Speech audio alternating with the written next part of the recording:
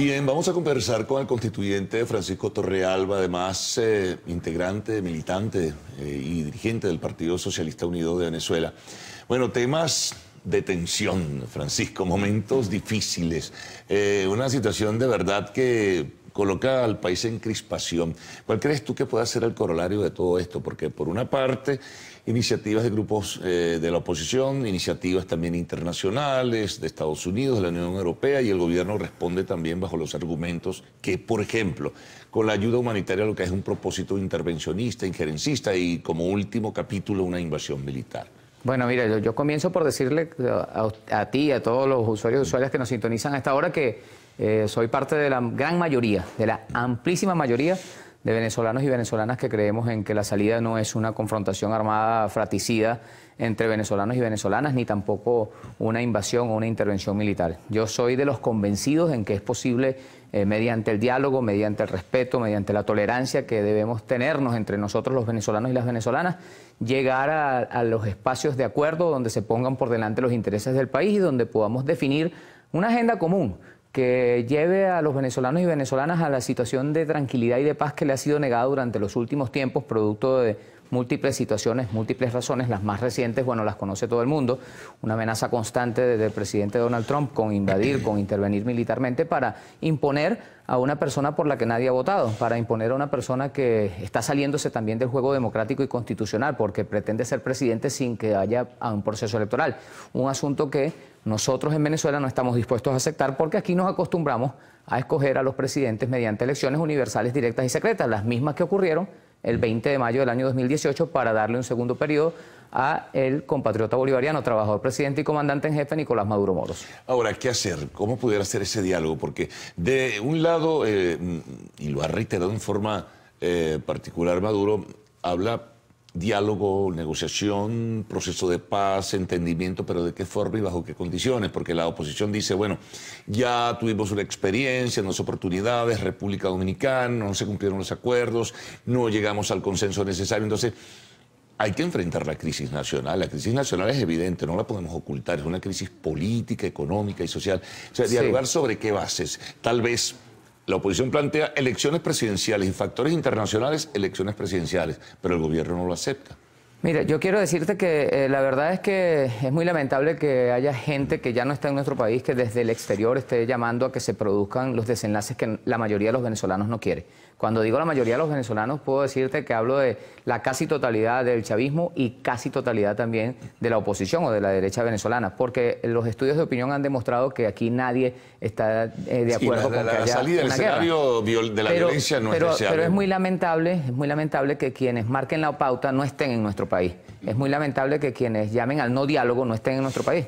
Yo vi, y todo el mundo lo vio, estoy seguro que tú también, al presidente Donald Trump prohibir prácticamente junto con el vicepresidente Pence de que aquí se diera un proceso de diálogo. Y el no diálogo es igual a la guerra. Entonces nosotros tenemos que decir que es muy lamentable que desde afuera se pretenda no solo imponer un dictador, que es lo que se intenta hacer con el joven Guaidó, sino que también se pretenda que no haya diálogo y que por lo tanto lo que haya es una guerra. Y eso no le conviene ni a Venezuela, ni siquiera a sus vecinos, ni a la región. Venezuela históricamente ha sido un país de paz. Y esta región históricamente ha sido una región de paz también. Entonces, el presidente de los Estados Unidos de Norteamérica no puede venir a convertir a América y a Latinoamérica en particular en un nuevo Medio Oriente. Pero no es posible... eso lo tenemos que evitar a toda costa. Ahora, Francisco, ¿no es posible en el marco de esa negociación plantearse nuevas elecciones? En las negociaciones todo es posible.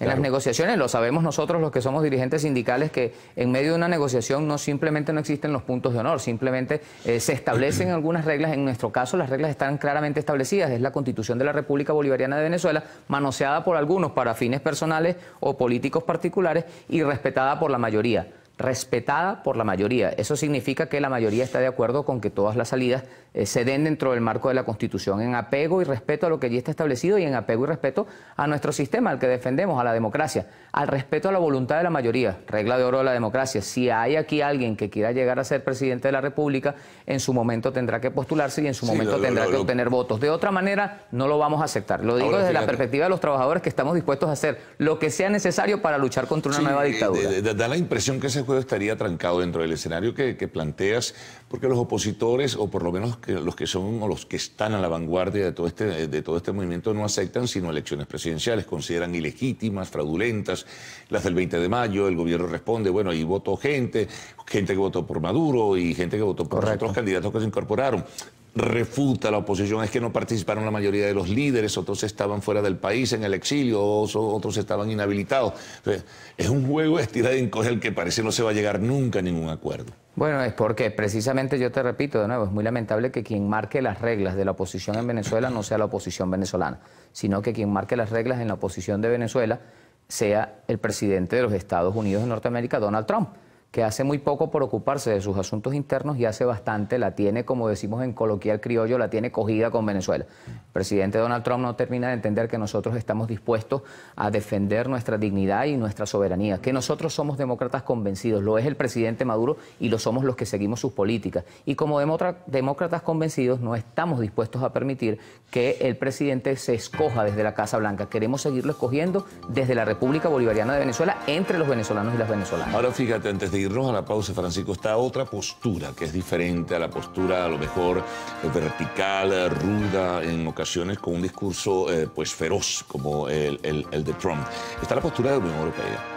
Pero todo apunta, al final de cuentas, también hacia una salida por vía electoral. Por eso yo te digo, esta semana debe llegar un grupo, el llamado Grupo de Contacto, representantes del Grupo de Contacto, se incorpora el gobierno de Uruguay a ese Grupo de Contacto, pero siempre escuchas que al final la salida tiene que ser electoral, pacífica, democrática, transparente. Yo quiero decirte, Carlos, que eso significa una elección presidencial. La revolución no está reñida con lo electoral. Tan es así que en tiempos de revolución se han hecho muchas más elecciones que las que se hacían aquí tradicionalmente. Van 25 elecciones, hemos ganado 23, hemos perdido 2. Las que hemos perdido las hemos reconocido. 2 hablando en términos nacionales, porque también hemos perdido varias gobernaciones, hemos perdido varias alcaldías. Donde perdemos reconocemos y donde ganamos simplemente asumimos nuestra victoria. Entonces ese es el juego que nosotros queremos seguir llevando adelante y sobre todo aprovechar la coyuntura de situación compleja que tenemos para que entre opositores y nosotros los que estamos en este momento en el ejercicio del poder por vía del presidente Maduro podamos poner por delante los intereses del país, que cesen las confrontaciones que al final se traducen en sufrimiento para el ciudadano común, que tiene muy poco que ver, por cierto, con las posturas de Donald Trump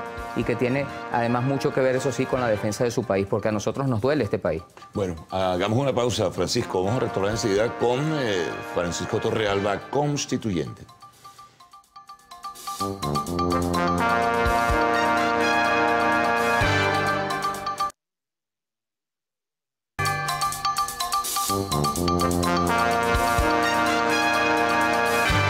Bueno, seguimos conversando con Francisco Torrealba, constituyente, dirigente del Partido Socialista Unido de Venezuela.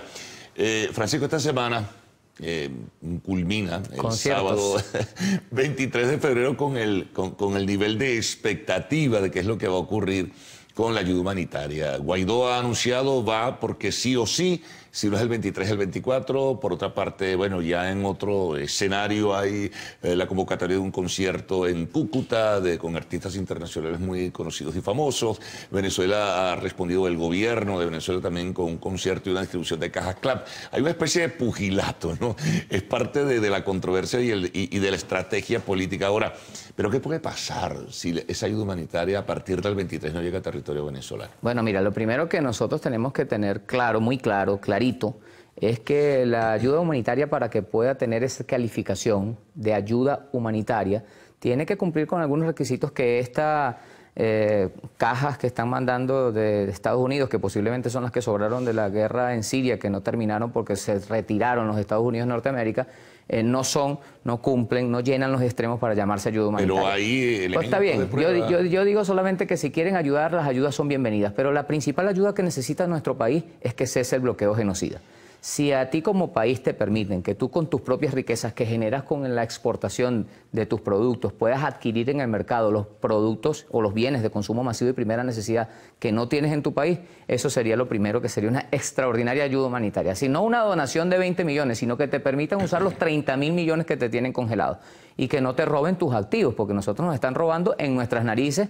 El gobierno de Donald Trump se ha convertido en el gobierno más expropiador del mundo. Ni siquiera en la revolución se ha expropiado tanto como se está expropiando en Estados Unidos a Venezuela. Pero la administración ahora de esos bienes no es de Guaidó. No, pero es que Bueno, Guaidó, yo quiero preguntarte a ti, ¿tú votaste por Guaidó para que administrara, para que fuera presidente? Nadie en este país lo ha hecho. La pregunta es... Pero te digo lo que llaman la protección de cuentas bancarias. Pero es que yo no sé si eso está realmente protegido. Mira, una persona que, por ejemplo... No, te digo porque es el argumento que presentan los opositores. Sí, claro, pero eso es un argumento absolutamente inválido, porque la verdad es que existen leyes en Venezuela y leyes en Estados Unidos. Y las leyes en Venezuela y las leyes en Estados Unidos, Donald Trump a la torera se las está simplemente saltando. Y eso es una situación absolutamente irregular, absolutamente anormal. Yo digo, si el gobierno de los Estados Unidos de Norteamérica quiere ayudar, lo primero que debería hacer sería permitir que las políticas del Estado se llevaran con normalidad mediante la posibilidad de administrar libremente las divisas y las riquezas que tiene nuestro país. Por otra vía, es simplemente más de la misma guerra económica, que puede sonar retórico, pero que aquí ya nadie la puede negar, porque sí, el problema es evidente... la carencia de alimentos y medicinas no es novedoso. No es novedoso, porque tampoco son novedosas las sanciones, más bien han arreciado. Y la intención, con Obama. Sí, por eso, y la intención de ellos es llevarnos a un punto crítico donde aquí no haya ni comida ni medicina y que todo el mundo se muera en este país. Y que los pocos que puedan sobrevivir entonces sean gobernados por el presidente que designe el presidente de los Estados Unidos de Norteamérica. Y esa es una situación a la cual nosotros no podemos llegar. Nosotros tenemos derecho, y vamos a ejercerlo, en defender nuestra libre autodeterminación. Tenemos derecho y vamos a ejercerlo en defender nuestra soberanía. Ahora, no es posible... Nosotros tenemos derecho y tenemos que ejercerlo a pedir reciprocidad. Si el presidente de los Estados Unidos de Norteamérica no quiere dialogar con el presidente Maduro, si los que no quieren dialogar, ¿a qué juegan? ¿A la guerra? Nosotros jugamos a la paz, ahora, nosotros defendemos la paz. No y además hay un desequilibrio. Flexibilizarse, Francisco, por ejemplo, en el caso muy concreto y muy tangible de la ayuda humanitaria, no es posible flexibilizarse y dejar que esa ayuda... Es que están los canales establecidos. Si el gobierno de Venezuela, del presidente Maduro, ha establecido permanentemente, tiene un canal abierto gigantesco, que es una autopista de 8 canales, lista para que por vía de las Naciones Unidas cualquier tipo de ayuda humanitaria que reúne esas características y que cumpla con los procedimientos establecidos por Naciones Unidas para que se convierta en ayuda humanitaria, lleguen a nuestro país. ¿Quién se va a negar a que lo ayuden? Lo que nosotros nos negamos es al show, al espectáculo, a la pretendida intención de jugar con las necesidades de los venezolanos y las venezolanas, causadas por los mismos que después quieren venir a decir que te van a ayudar. Ahora, o sea, primero te disparan y después dicen, yo voy a ponerte una curita con mentiolate. Ahora, eso no existe para nosotros, es una falta de respeto y es un show mal montado por parte de la derecha venezolana. ¿Qué puede pasar el 23 o después del 23? Es decir, de este sábado. Nuestra aspiración, Carlos, es que los conciertos... Hay mucha tensión, a lo mejor no pasa nada, claro, ojalá no ocurra. Fíjate, nosotros también tenemos el deber de decir que aquí hay un... Digo, a nivel de confrontación. Hay un grupo, hay un sector de pequeño de la ultraderecha venezolana que intenta mantener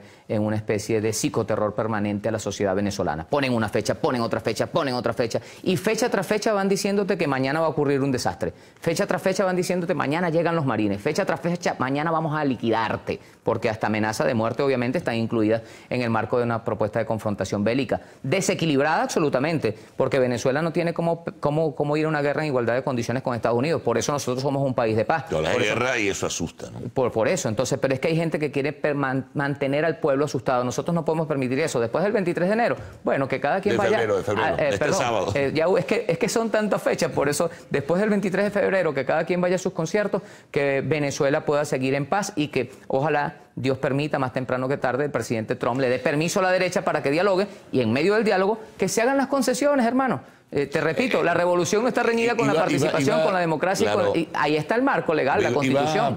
Ellos dicen que la respetan, respetémosla. Quería comentarte, a reinsertarme en el tema de la Unión Europea, que es interesante, la forma, el camino, la propuesta que tiene a través del grupo de contacto. Bueno, el presidente está listo para dialogar con la Unión Europea. Esta semana deben reunirse, yo no sé si llegan hoy o llegan mañana, en fin, la idea, tengo entendido por lo que ha expresado la alta comisionada en Asuntos Exteriores, es reunirse con los factores en conflicto. Es decir, con el gobierno, que habrá la reunión, y con la oposición. De ahí no pudiera salir esa alternativa propuesta. Dios lo permita. Nosotros estamos listos. El presidente Maduro, ellos te hablan de la salida electoral. El presidente Maduro ha dicho que está listo para dialogar incluso con los que no está de acuerdo en su postura. Bueno, igual nosotros, que así debería ser. Exacto, y igual nosotros esperamos que se pueda dialogar con nosotros, aunque no coincidan en nuestras posturas. Al final, si se ponen por delante los intereses del país, van a salir las soluciones. Y las soluciones están enmarcadas dentro de la Constitución que nos rige a todas y todos. En Venezuela tenemos leyes y en Venezuela tenemos la capacidad de ponernos de acuerdo.